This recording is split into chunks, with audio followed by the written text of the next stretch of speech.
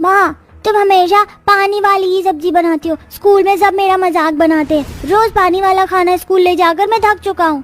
बेटा, सब्जी कम पड़ गई थी इसलिए खाने में पानी मिलाना पड़ा। मुझे कुछ नहीं पता, मैं कल से पानी वाला खाना स्कूल नहीं लेकर जाऊंगा। राजू मुंह बनाकर एक कोने में जाकर बैठ जाता है। अपने बेटे को पानी वाला खाना देखकर ऐसे नाराज होता देख अनीता को अपना बचपन याद आता है, जब वो 10 साल की थी। अरे ये देखो अनीता, आज भी पानी वाला खाना लेकर आई है। पता नहीं ये लोग पानी वाला खाना कैसे खा लेते हैं, वो भी इस ठंड में।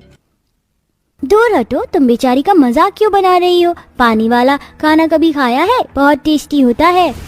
और हाँ, तुम लोगों को किसने बोला कि रोज अनीता पानी वाला खाना खाती है? अनीता, इन सबको तुम बता दो कि तुम अच्छा खाना खाती हो।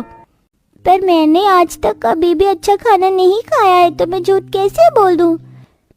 नहीं खाया तो अब खा लो और सच बता दो। हाँ, क्योंकि आज से हम तीनों दोस्त हैं। अब हमारे होते हुए कोई तुम्हारा मजाक नहीं बनाएगा।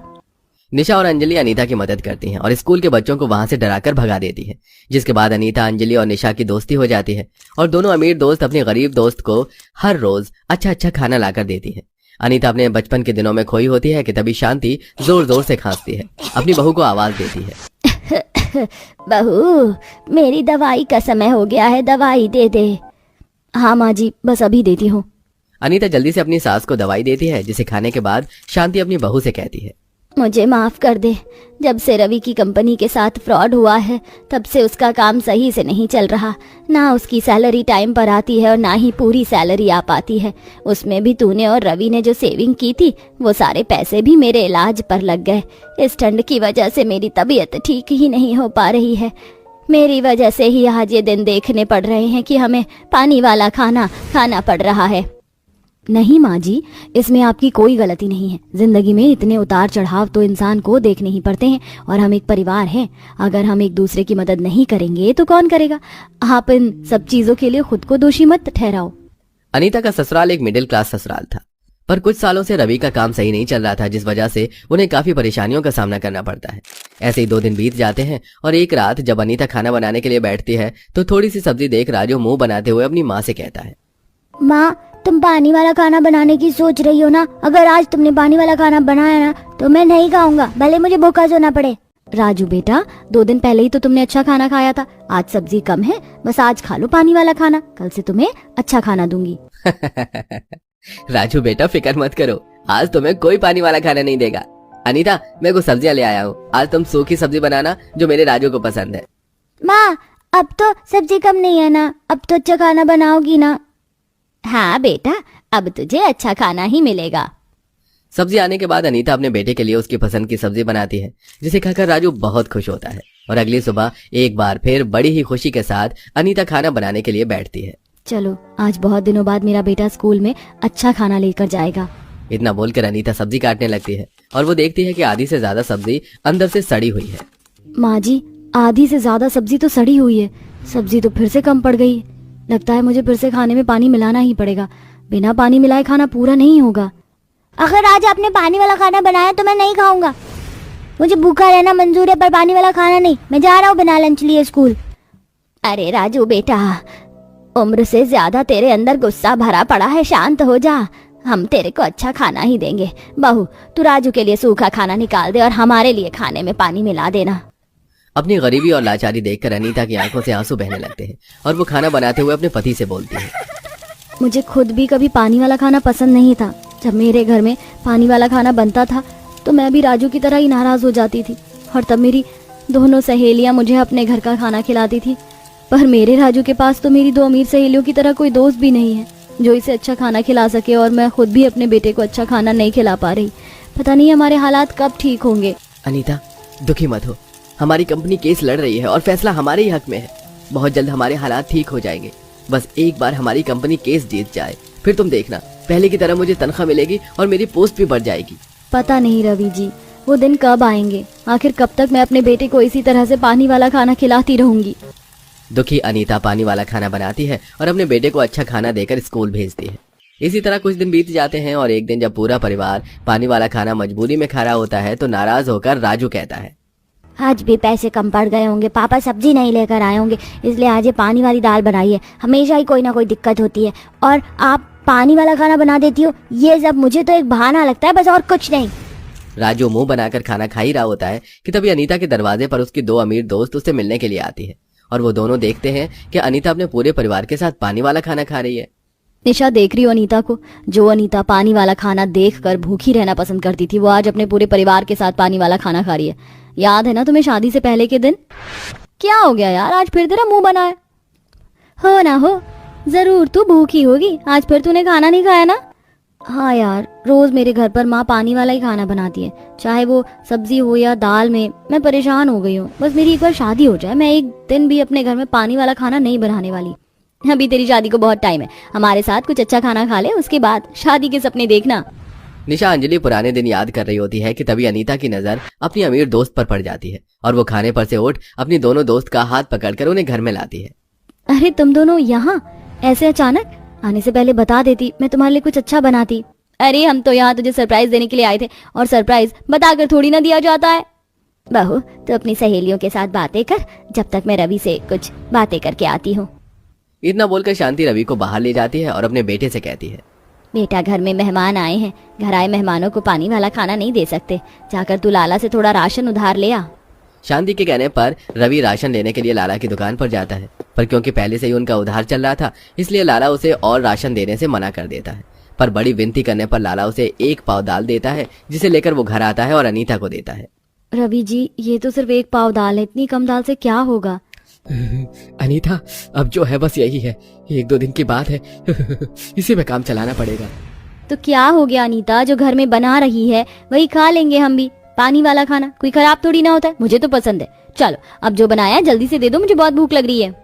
निशा की बातें सुनकर अनीता के चेहरे पर थोड़ी सी मुस्कान आती है और वो 1 पाव दाल में पानी मिलाकर उसे आधा किलो की दाल बनाकर सभी को खाने के लिए देती है। कुछ देर बाद अंजलि निशा अनीता को अपने साथ बाहर ले जाती है और उनके पूछने पर अनीता सारी बात अपनी अमीर दोस्तों को बताती है। अगर कुछ दिन की गरीबी है तो हम तुम्हारी मदद कर देते हैं, 2 महीने का राशन भरवा देते हैं, उसके बाद तो सब ठीक ही हो जाएगा। नहीं नहीं, अगर मैं तुम्हारी मदद लूंगी तो मेरे पति बहुत नाराज होंगे, बस कुछ दिन और उसके बाद हमारे हालात तो सुधर ही जाएंगे, तुम चिंता मत करो। अनीता अपनी अमीर दोस्तों से बात कर ही रही होती है कि तभी वहां रवि आता है और सबको एक खुशखबरी सुनाता है। अनीता, आज मैं बहुत खुश हूँ, हमारी कंपनी केस जीत गई, अब सब ठीक हो जाएगा, मेरी पोस्ट भी बढ़ गई है, मेरी सैलरी टाइम पर आएगी और अब तक मेरी जितने भी पैसे कटे थे वो सब मुझे मिल जाएंगे। आप दोनों हमारे लिए साक्षात लक्ष्मी बनकर आई हैं, आपके कदम हमारे लिए शुभ निकले। अंजलि और निशा के आने के बाद सब कुछ ठीक हो जाता है और इसका सारा श्रेय रवि अनीता की दोनों अमीर सहेलियों को देता है। ला ला ला ला ला ला ला ला ला ला ला, आज तो मैं बहुत सुंदर लग रही हूँ, मेरी जेठानी मुझे देखते ही जल जाएगी। लेकिन जरा मैं तो देखूं आखिर मेरी जेठानी है कहाँ। शनाया ने एक सोने का लहंगा पहना हुआ था जो बहुत ज्यादा चमक रहा था। मेरे जितना अमीर कोई नहीं। शनाया ऐसा बोल ही रही थी कि तभी उसे उसकी जेठानी सब्जी के बने लहंगे में दिखाई देती है। वो हंसते हुए उसके पास आती है। क्या पहन लिया है तुमने जेठानी जी, आज तो बिल्कुल जोकर लग रही हो। क्यों, क्या हुआ? अच्छा तो लग रहा है मेरा सब्जियों का लहंगा, बिल्कुल हरा भरा। तुम जैसी गंवार से मुझे और उम्मीद ही क्या हो सकती थी। खैर तुम तो अपने ससुराल का नाम डुबोने वाली हो, लेकिन मेरे सोने के लहंगे से आज मेरे इस ससुराल का नाम रोशन तो क्या अखबारों में आएगा। शनाया इस तरह घमंड दिखाकर हिना के सामने से चली जाती है और हिना मायूस होकर वहीं खड़ी रह जाती है। आप लोग भी सोच रहे होंगे कि शायद ये घर के किसी फंक्शन के लिए दोनों बहुएं तैयार हुई हैं या फिर किसी फैंसी कंपटीशन के लिए। चलिए ये जानने के लिए तो आपको हमारे साथ कहानी में थोड़ा पीछे चलना होगा। माँ जी, मैं आरती की थाली लेकर आ गई हूँ, लेकिन अभी तक देवरानी जी नहीं आई। अरे बहू, बस आती ही होगी, लगता है तुझे मुझसे भी ज्यादा बेसब्री से इंतजार है अपनी देवरानी का। कितने समय से हम इंतजार कर रहे थे अपने देवर की शादी होने का, और आज हमारे देवर की शादी हुई है तो हमें खुशी तो होगी ही ना अपनी देवरानी के आने की। तभी बाहर से गाड़ी आती है और हिना अपनी देवरानी को देखकर खुश हो जाती है। वह उसका बहुत प्यार और प्रेम से गृह प्रवेश करती है, लेकिन अमीर देवरानी दरवाजे पर खड़ी होकर बहुत ही ध्यान से हिना के पहनावे से लेकर उसके शरीर के गहने देखती है। लगता है मेरी जेठानी कुछ ज्यादा ही गरीब है, इतनी गरीब तो शायद मैं भी नहीं हूँ। यहाँ शनाया हिना के बारे में कुछ सोच रही होती है और इधर हिना बहुत प्यार से उसका स्वागत करती है। आ जाओ देवरानी जी, आपका ससुराल में स्वागत है। आज से आप मेरी छोटी बहन की तरह हो। आपकी बहन बनने में मुझे कोई इंटरेस्ट नहीं है, thank you so much. Sir अपना स्टैंडर्ड देखो और मेरा स्टैंडर्ड देखो। शनाया के ऐसा कहने पर हिना को थोड़ा अजीब लगता है, लेकिन वह नजरअंदाज कर देती है। कुछ देर बाद शनाया के आराम करने के बाद उसकी पहली रसोई की रस्म करवाई जाती है। बहू तुम्हें जो भी खाने में बनाना आता हो तुम वही बना लेना। जाओ ही ना अपनी देवरानी को रसोई दिखा दो। अमीर खानदान से आई है तो इसे अभी खाना बनाने की आदत नहीं होगी, तुम इसकी मदद कर देना। पार्वती के ऐसा कहने पर हिना बहुत खुश होती है। इसके बाद वो बहुत प्यार से अपनी देवरानी को रसोई में लेकर जाती है। ये हमारे घर की रसोई है। रसोई तो ठीक है लेकिन यहाँ पर तो कोई भी सब्जी नहीं है, मैं बनाऊंगी क्या? अरे हाँ, मैं तो भूल ही गई थी कि सब्जियां भी चाहिए। चलो मेरे साथ सब्जियां लेकर आते हैं। हिना शनाया को अपने साथ छत पर लेकर आती है। छत पर आते हुए शनाया संकोच में पड़ जाती है। अरे ये क्या, लोग दुकानों से सब्जियां लेकर आते हैं और ये अनोखे लोग हैं जो अपनी छत पर ही सब्जियां लगा रहे हैं। हरी भरी ताजी सब्जियां, जो जो तुम्हें चाहिए बता दो, मैं निकाल देती हूँ। तुम जैसी गवार औरत से और क्या उम्मीद कर सकती थी मैं। अरे तुमने घर को ही सब्जी मंडी बना दिया क्या? माना तुम गरीब हो लेकिन ये चिंदी चोरी कहाँ से सीखी हो? अरे शनाया, बुराई क्या है? हमारे गांव में तो ऐसे ही लोग सब्जियां उगाकर पैसों की बचत किया करते हैं। तुम इन सस्ती सब्जियों का इस्तेमाल करो, मैं तो नहीं कर रही। मुझे तो थोड़ी हेल्दी और हाई फाई सब्जी चाहिए। शनाया नीचे आती है और नीचे आते ही वह ऑनलाइन ऑर्डर कर देती है। वह ऑनलाइन ऑर्डर करके रेड शिमला मिर्च, broccoli, baby corn, mushroom, yellow Shimla मिर्च, ड्रम स्टिक, जो गरीब बहू हिना ने कभी जिंदगी में देखी ही नहीं। यह अतरंगी सब्जियां, ऐसी सब्जी तो मैंने कभी देखी ही नहीं। ऐसी सब्जियां खाने का स्टैंडर्ड होना चाहिए जो कि तुम्हारा है ही नहीं, तो देखोगी भी कहां से? हर बार शनाया अपनी जेठानी की बेइज्जती करने में कोई कदम पीछे नहीं छोड़ती। जब वह अपने हाथों का बनाया हुआ खाना सबको परोसती है, जो कि किसी को ज्यादा खास नहीं लगता। ये जो भी तुमने बनाया है बस ठीक ही लग रहा है, देसी सब्जियों की बात अलग होती है। हम लोगों को ऐसा खाने की आदत नहीं है ना, बस इसलिए। तुम्हारी अमीर घर में तो ये सब्जियां आम बात होंगी। क्यों नहीं, ये सब 10,000 रुपए की आई हैं, कोई बात नहीं। अगर आप लोगों को अच्छी नहीं लगी। 10,000 का नाम सुनते ही सब लोग हैरान हो जाते हैं। वह सब्जी वह निगल भी नहीं पाते। वहीं दूसरी तरफ शनाया को मॉडलिंग करने का बहुत शौक था। वह अपने डिजाइन बनाकर अपने टेलर से बनवाया करती थी और वह एक फैंसी कंपटीशन की तैयारी भी कर रही थी। इसी के चलते वो घर के किसी भी काम को हाथ नहीं लगाती थी और इधर ही ना अपनी उगी हुई हरी सब्जियां सभी के लिए बनाती है और सब पेट भर कर खाते हैं। शनाया अपनी फैंसी साड़ी पहनकर खाने की टेबल पर आती है। आज खाने में क्या बनाया है? आज मैंने हरा भरा बैंगन का भरता बनाया है, लोग खाकर देखो, बहुत स्वादिष्ट बना है। ऐसे देवरानी जी, तुम्हारी ये फैंसी साड़ी तो बहुत खूबसूरत लग रही है। फैंसी तो होगी ही क्योंकि मैं खुद डिजाइन की हूँ। पता है कितने की है? पूरे 50 लाख रुपए की है। शनाया की बात सुनते ही ना अपने मुंह पर हाथ रख लेती है। उसे बहुत बड़ा झटका लगता है। इतने पैसों में तो हमारे गाँव की सभी लड़कियां शादी करके अपने ससुराल पहुंच जाएंगी, जितने की आप साड़ी पहनी हो। बोल भी कौन रहा है जिसे फैशन के बारे में कुछ पता ही ना हो? आप जानते भी हो जेठानी जी फैशन क्या होता है? आप तो बस वही गांव की तरह सब्जी उगाने में अपनी जिंदगी बिता रही हो। आपको पता है मैं कितने बड़े कंपटीशन की तैयारी कर रही हूँ। आप मेरा मुकाबला कभी कर भी नहीं सकती हो। इतना मुश्किल काम भी नहीं है फैशन डिजाइनिंग करना, हमें सिलाई बुनाई आती है। मेरी तरह कंपटीशन जीतना, वो भी प्रोफेशनल, और एक सिलाई बुनाई में बहुत फर्क है। आप मुझे टक्कर नहीं दे सकती और अगर हिम्मत है तो ठीक है, मेरे साथ कंपटीशन करके देखो, अपने आप पता चल जाएगा। अगर ऐसी बात है तो ठीक है, मैं कंपटीशन के लिए तैयार हूँ। हिना के इतना बोलते ही शनाया हल्की मुस्कान के साथ वहां से चली जाती है, मानो जैसे ये उसकी चाल हो। वह किसी भी तरह सबके सामने अपनी जेठानी को नीचा दिखाना चाहती थी। उसने कंपटीशन के लिए सोने का लहंगा तैयार किया जिसमें उसके करोड़ों रुपए लग गए। तो वहीं हिना ने मोती और कपड़े का सुंदर लहंगा बनाया, देखने में बहुत प्यारा था, लेकिन शनाया ने चालाकी से हिना के कमरे में आकर उसे कैंची से काट दिया। वैसे भी तुम ये कंपटीशन जीतने तो वाली नहीं थी, लेकिन मैं तुम्हें कंपटीशन में खड़े होने लायक भी नहीं छोड़ूंगी। शनाया ऐसा कहकर अपने कमरे में चली जाती है। अगले दिन शनाया सुंदर सा मेकअप करके अपना सोने का लहंगा पहनती है तो इधर हिना अपना फटा हुआ लहंगा देखकर हैरान हो जाती है। ये क्या हो गया? अब मैं क्या करूं? मैंने तो कंपटीशन में हिस्सा लिया था, अब तो मैं ये कंपटीशन भी नहीं जीत पाऊंगी। तभी पार्वती हिना के पास आती है और उसे रोते हुए देख उसके कान में कहती है, आपका बहुत बहुत शुक्रिया माँ जी। हिना अब छत पर जाती है और अपनी उगाई सभी सब्जियां अपने कमरे में लेकर आती है और उससे वह एक सब्जियों का लहंगा तैयार करती है। सब्जियों का लहंगा बहुत सुंदर और हरा भरा फैशनेबल लगता है। जब शनाया उसे देखती है तो उसके ऊपर हंसकर चली जाती है।